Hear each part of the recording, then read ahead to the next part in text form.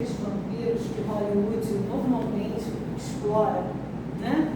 Que é aquela fase meia glamurosa do vampiro e tudo mais, que eles fazem até desenhos animados, filmes de desenho animado, né? Temos aí para as crianças, enaltecendo, muitas vezes enaltecendo o vampirismo, né? Os vampiros, né? Como pessoas boas, né? E, na verdade, não é nada disso, né? A verdade é que é bem diferente do que a gente possa imaginar. Saindo dessa parte de glamour de Hollywood, né? E vindo para a nossa realidade, a gente, muitas vezes, você está assim, bem, aí com o tempo você começa a ficar cansado, né? Começa a sentir umas coisas assim, falta de vitalidade, e aí você vai ao médico, aí o médico vai, receita umas vitaminas, faz assim, aí você volta só, não resolveu nada. E aí você acaba saindo de lá com uma tarja branca, uma receitinha de tarja branca. E onde normalmente isso é um problema energético, né? Que não é curado com tarja preta. Simples assim, né? Então, muitas vezes, quando temos cansaço, baixa imunidade, né? E aí vai originar uma série de doenças, falta de equilíbrio e concentração e excesso de irritabilidade, pode dar indícios de perda de energia. E isso é caracterizado pelo vampirismo. Então, quando a doutrina espírita ela vai se referir aos vampiros, ela não fala daqueles seres que a gente vê na televisão, né, aqueles seres mitológicos, né, que eles fazem filmes e tudo mais, que muitas vezes usam aqueles dentes agudos para sugar o sangue das vítimas até a morte. Não se fala sobre isso, né?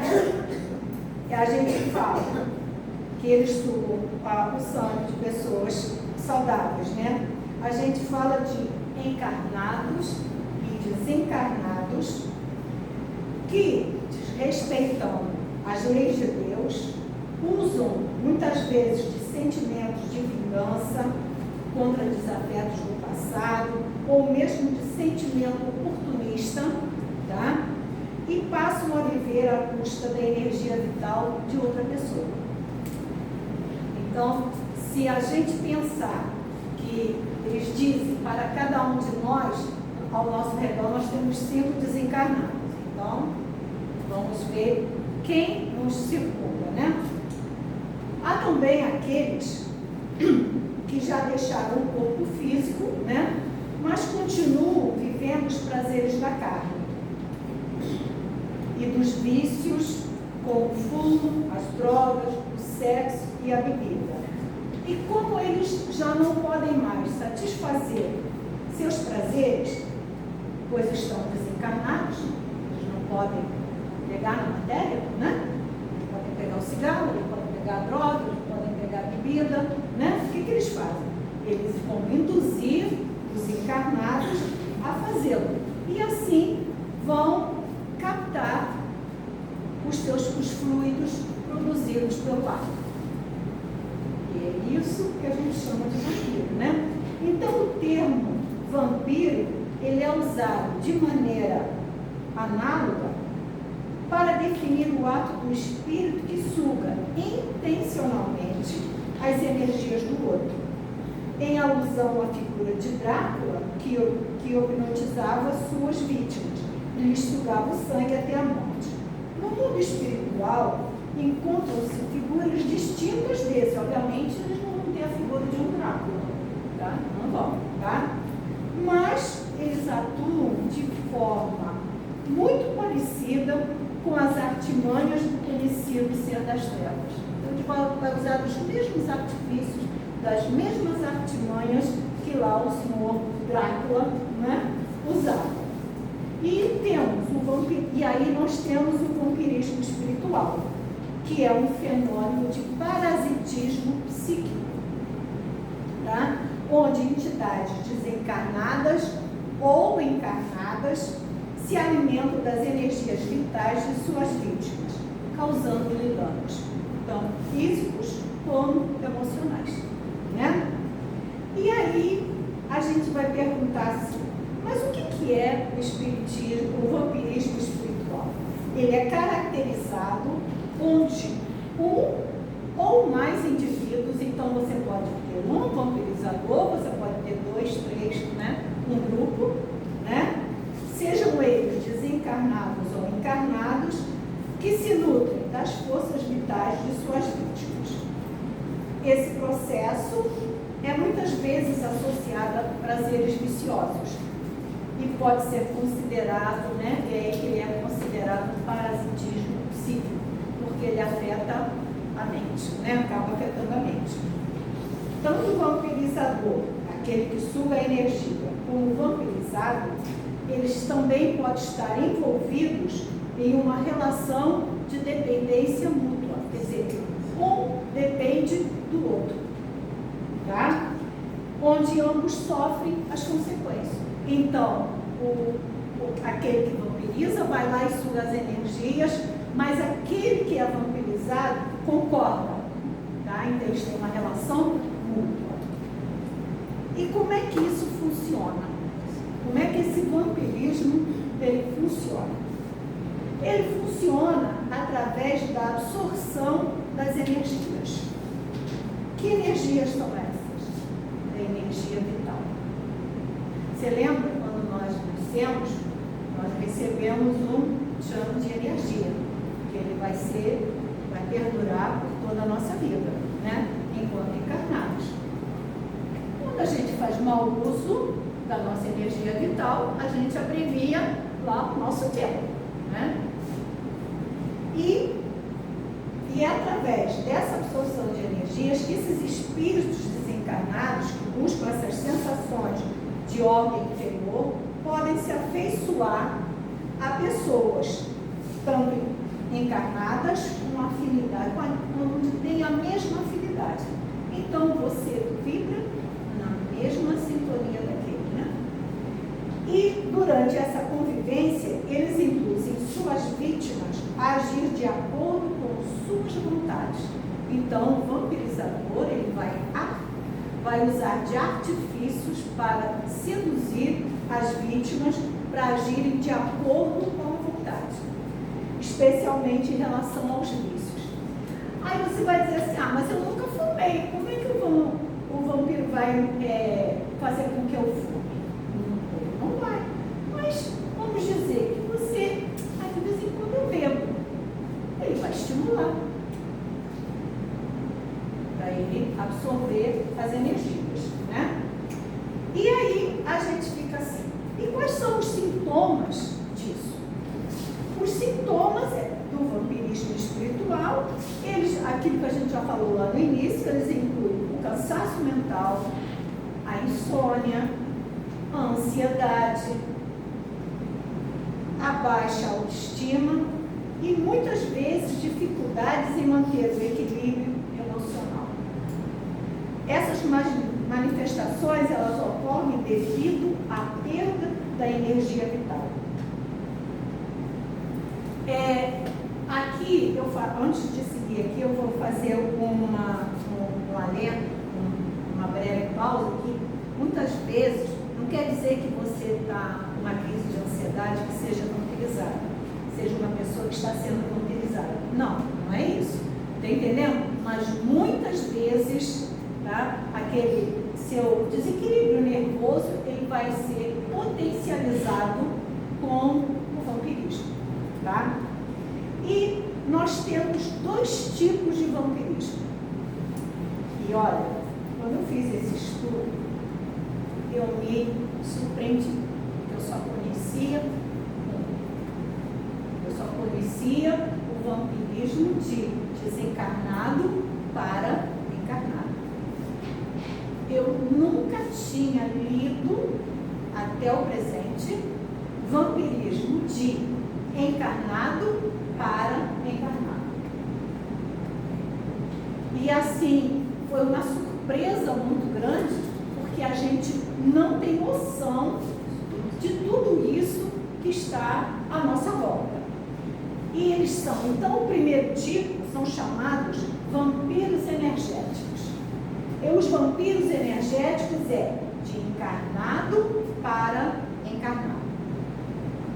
Então, são pessoas, então ele está encarnado, são pessoas que consciente ou inconscientemente se alimentam da energia vital e emocional de outra pessoa. E aí é que vem. Eles podem ser amigos, familiares e parceiros. Ou seja, basicamente, eles estão dentro da nossa casa. E nós não detectamos. Tá? E eles usam desse maquinismo para sugar as energias das pessoas que ali estão. Então, e tem 6 tipos de vampiros. O primeiro, eles chamam de vampiro vítima. Imagina a palavra, vampiro vítima? Pois é, são vampiros que não conseguem assumir as consequências de suas atitudes e acham que todo o peso do mundo está caindo em suas costas. Se fazem de vítima, né? Se fazem de vítima, culpam o outro, que ele é infeliz, ou ele não tem sucesso, o outro. Manipulam e chantageiam quem está ao seu redor, fazendo com que as pessoas se sintam culpadas. E como é que a gente, ele está dentro da nossa casa, botá-lo para fora de casa, não dá.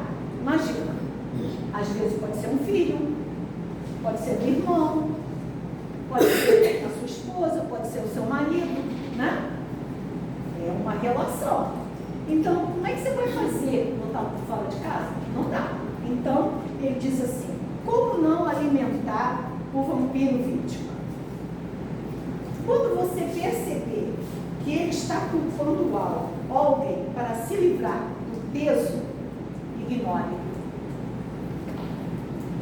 Não se envolva e limite sua interação com ele. É difícil. É muito difícil você conseguir, né, fazer com que aquela pessoa que se acha coitadinho, é vítima do sistema, é vítima de não ser mais do que, e está ali sugando todas as tuas energias. Então, o que você tem que fazer, quando ele começar com esse discurso, ignora e limita a interação, ou seja, não dá ênfase a sustentar o discurso que ele faz. Não alimente esse discurso. O segundo tipo é o vampiro narcisista. Ele carrega a filosofia inconsciente do eu em primeiro lugar. Sabe aquelas pessoas? Eu, a outra, lá no final. Quando é lá no final. Então, são pessoas extremamente que elas carregam dentro de si, né? E são pessoas que manipulam. Eles dizem que manipulam com algum encanto, mas rapidamente vai apunhalar você pelas costas. Esse é o narcisista. Alguém já ouviu falar no amigo onça? É o amigo onça. E o convívio com ele reduz sua autoestima e faz com que você se sinta incapacitado e inseguro. Então, o narcisista, ele tem o dom de fazer com que você se sinta nada. Né? E como é que você não alimenta esse tipo de vampiro? Se for alguém que não seja fácil de tirar de sua vida, por agora, limite o contato. Isso é o que eles dizem. Né? Como eu falei anteriormente, você vai usar isso dentro da tua própria casa, na tua família, no teu relacionamento? É complicado, né? Aí temos o terceiro tipo. Lembra que isso são encarnados, não são desencarnados, são encarnados. Temos o vampiro controlador. Ele gosta de se sentir superior, ele explora a insegurança, né? E não se encaixa, ele explorando sua insegurança ou não se encaixa em lugar nenhum. Ele não se adequa a espaço nenhum. Nunca está bem. Ah, esse lugar é ruim, aquele lugar é ruim. Ah, eu não vou ali porque, né? Sempre reclamando. Ele nunca consegue estar bem em lugar nenhum. E como não alimentar esse vampiro? Você tem que concordar em discordar. Então você nunca concorda com ele. Toda vez que ele falar, você vai discordar. Não, não é isso e tudo mais. E perceba que as tentativas dele de te assustar vêm com medo de ser dominado que ele tem. Normalmente, um controlador, ele controla porque ele não tem medo de ser controlado, de perder o controle e ser manipulado. Então, ele exerce o poder dele em cima dos que estão ao seu redor. O item, o número 4, é o vampiro melodramático. Já viram? Melodramático é que vai fazer cena, né? Faz drama por tudo e por nada, né? Então, muitas vezes, ele necessita criar problemas e dramas constantes. E isso é o resultado, eles dizem, né, que é um vazio em suas próprias vidas. Eles buscam crises, doenças ou problemas, tudo para serem notados. E como é que a gente faz para não alimentar um ser como esse? Não se envolva com os problemas dele e não tome suas dores, não tome suas dores como suas. Quantas vezes a gente se esquece da gente, a gente no empenho de querer ajudar o outro, a gente acaba assumindo a dor do outro, o problema do outro para nós.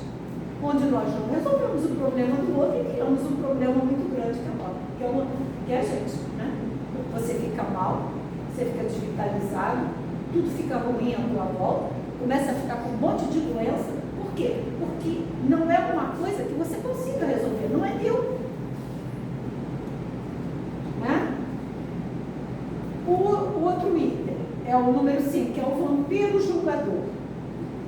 Ele é uma pessoa que tem normalmente uma baixa autoestima, trata mal a todos, e isso é um reflexo de como eles mesmos se tratam. Tá? Gostam de fazer com que os outros se sintam pequenos, patéticos, envergonhados, pois isso fortalece o seu ego. Ele é aquele tipo que precisa pisar no outro para que possa crescer. E o item 6, que é o vampiro indefeso. É aquele, ninguém me defende, né? Ninguém cuida de mim. Esse é o indefeso. Nem sempre são maliciosos. Às vezes podem ser pessoas que precisem de ajuda. Fazer o papel de rocha emocional para dar apoio a essas pessoas pode acabar corroendo sua energia. É aquilo assim, eu vou, eu faço, eu resolvo, tá entendendo? Você vai se desvitalizando, você vai perdendo sua energia porque aquilo não sai, né? E a pessoa continua ali. Mas você acha que você, não, eu tenho todo apoio, eu tenho equilíbrio, eu posso fazer, quando não pode, não lhe diz respeito.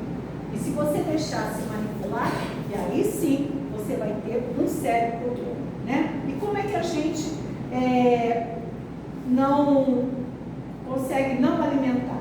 Ajude, mas faça ele ter consciência de que ele é o responsável por resolver seus problemas e questões.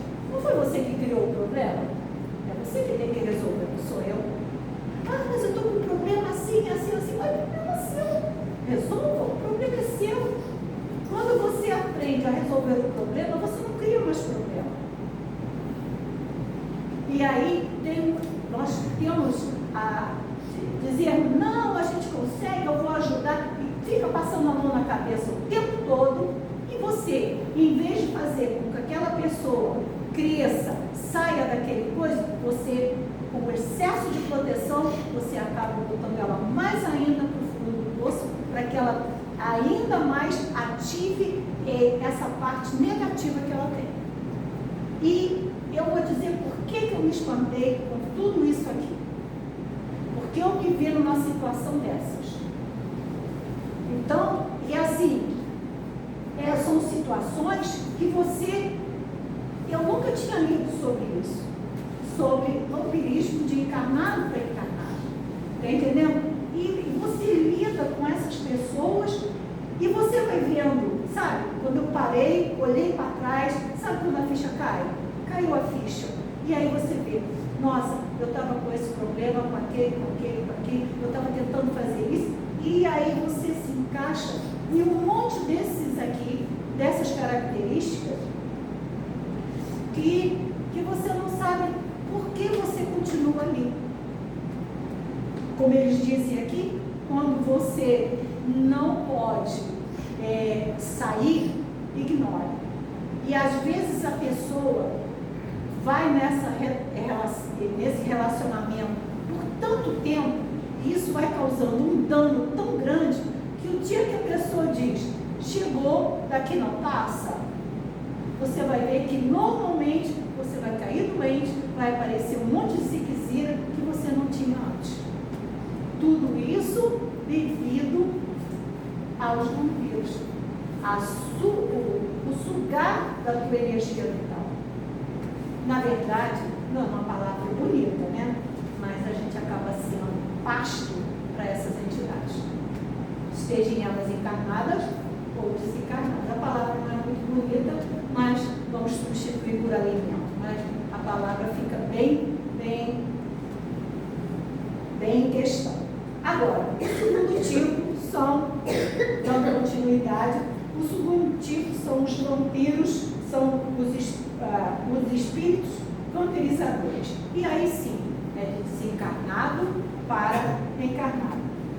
São espíritos que mesmo depois da morte, eles ainda continuam a buscar prazeres carnais e induzem encarnados a satisfazer os seus desejos. E aí, através disso, eles sugam as suas energias vitais. Como lidar com isso? Né? Primeiro, adquirindo proteção energética. Como? Prática de meditação, oração, prece, limpeza energética. Eles ajudam bastante a se proteger contra os vampiros espirituais. É necessário a gente ter equilíbrio emocional, estar ciente das energias ao nosso redor. Só que estar ciente das energias ao nosso redor, olha só, isso é muito difícil. Sabe por quê? A gente vive num mundo, e o mundo é um monte de distrações. A gente vive distraído quase que o tempo inteiro.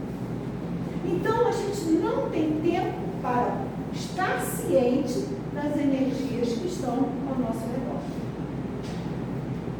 Né? E como é que a gente consegue isso? Através da intervenção espiritual. Né? Como é que a gente consegue essa proteção? Através da intervenção espiritual. Ajuda dos mestres que possam rezar, que possam realizar intervenções espirituais para ajudar tanto o vampirizador quanto o vampirizado. E aí nós temos lugares como esse, onde nós chegamos, temos o passe, lá já vamos deixar um monte de mazelas, né? Durante o passe é retirado um monte de mazelas, que esses irmãozinhos vão jogando, né? As larvinhas, né? Depois, você vem para cá, você está assistindo um estudo, vai passar na desobsessão, então aquele irmãozinho que estava te vampirizando, ele vai ser atendido, ele vai ser orientado. Depois você volta para cá, você tem um período de oração, né? De prece, e onde a espiritualidade, você enquanto está sentado, né? A espiritualidade vai tratando você durante esse período. O período da prece, né? Ele vai tratando a tua casa na visita ao lar.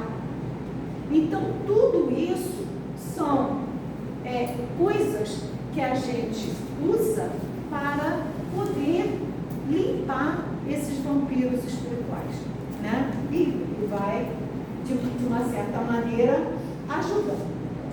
Aí eu pergunto assim, mas como se proteger disso? É simples.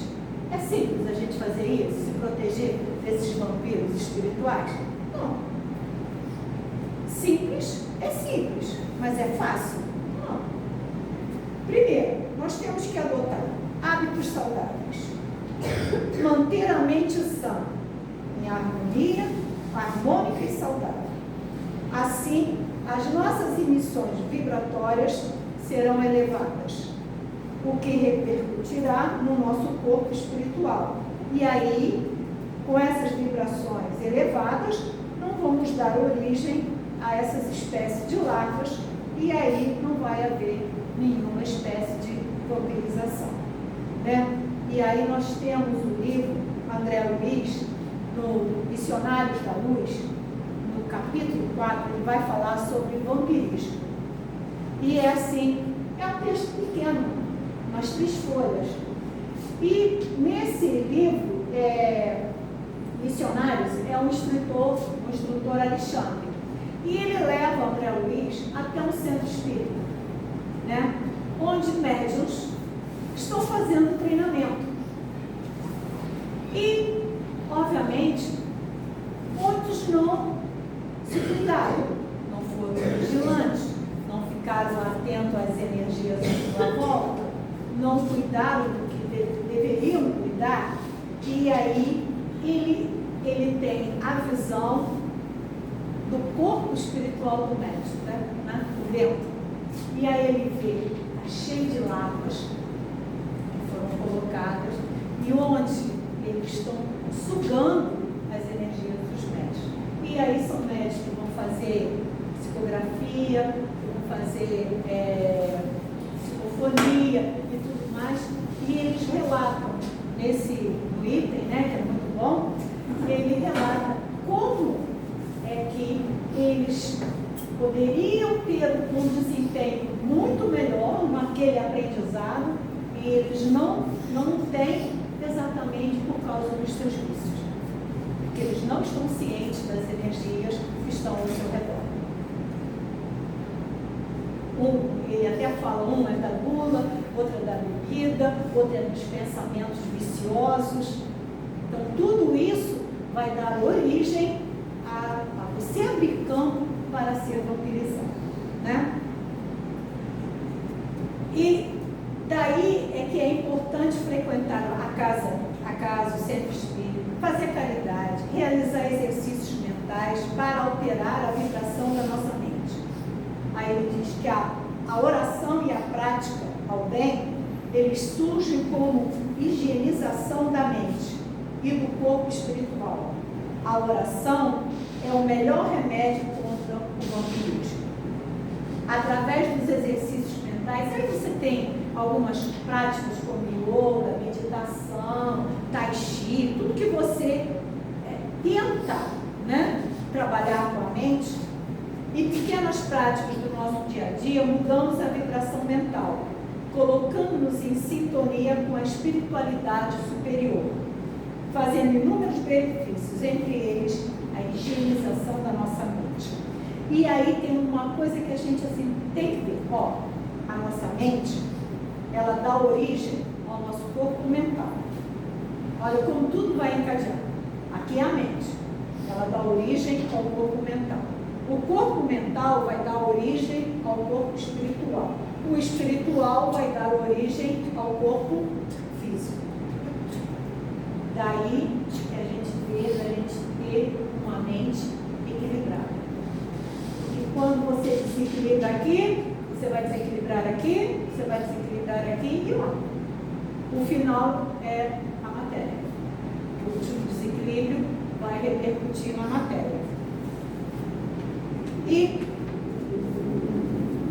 hoje nós estamos, o que eu sou hoje, eu sou reflexo do nosso passado, dos meus hábitos mentais que eu tinha na outra encarnação, até o que a hora de encarnar. Então, este corpo é o reflexo disso aí. Ele que vai determinou o nível do meu corpo mental até o presente. Já o meu presente, como eu penso, como eu me conduzo, o que eu faço, né? Ele vai determinar as práticas mentais que faz, ele vai determinar o nível dos nossos corpos na próxima reencarnação. Vai determinar o nível do nosso corpo mental, espiritual e físico. Né? E aqui, para encerrar, é importante compreender que a vítima se compraz com a vampirização. Nossa, mas isso não. E quando você, acordado, você se fecha em determinadas coisas que você gostaria, mas que com a sociedade você fecha. Quando você dorme e não tem o devido cuidado da oração, de tudo, o teu espírito sai. E para onde ele vai? Para aqueles lugares que ele tem afinidade, conviver com aqueles seres inferiores, onde eles têm uma reciprocidade. E aí, quando volta de manhã, é um bagaço. O meu mal está cansado, está desmontado, não tem energia. Então, continuando aqui. Ele recebe estímulo e sua vontade fica feliz, aceita-se o contrário. O vampirismo é mútuo. A forma de fugir desta influência é seguir as orientações da espiritualidade, que recomenda vigilância e a mudança de hábitos. Já ouvimos falar em reforma íntima? Né? Já ouvimos falar em reforma íntima, mudança de hábitos, reforma íntima? Pois é. Ninguém pode nos forçar a fazer aquilo que não desejamos, desde que tenhamos força para resistir, conforme diz Herculano Pires. Aí eu vou ler aqui o que ele fala. Vivendo no plano extrafísico, os vampiros agem sobre nós por indução mental e afetiva. Induzem-nos a fazer o que desejam e que não podem fazer por si mesmos. Quanto mais os obedecemos, mais submissos nos tornamos. Esse é Herculano Cruz no seu livro Vampirismo, né? Que é muito bom. Então, é preciso ter força para ignorar e resistir às más orientações, perdoar os inimigos, as pessoas, né?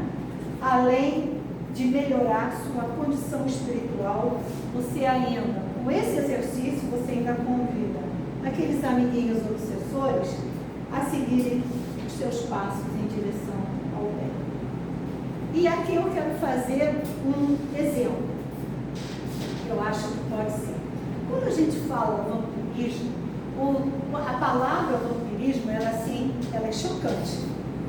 E eu tive uma experiência numa doutrinação em que eu fazia a doutrinação e a entidade, o irmãozinho lá, ele argumentava de todas as maneiras que ele precisava fazer aquilo para viver. Olha a ideia, né? Ele precisava daquilo para viver. E eu expliquei que não, que aquilo não era necessário, que ele não precisaria fazer aquilo para ele se sentir vivo e tudo mais. e ele defendia de unhas e dentes o ato dele praticar o vampirismo, porque ele precisava se sentir vivo. Aí, uma hora, durante a doutrinação, eu falei para ele, ele estava irredutível. E eu virei para ele e falei assim: meu, você sabe como é que a gente chama isso? A gente chama de vampirismo. Isso que você faz. Aí ele parou, virou para mim, respondeu: agora você está pegando pesado. Aí eu virei para ele e falei: mudar o nome não muda o que você faz. Trocar a palavra não vai mudar o que você faz.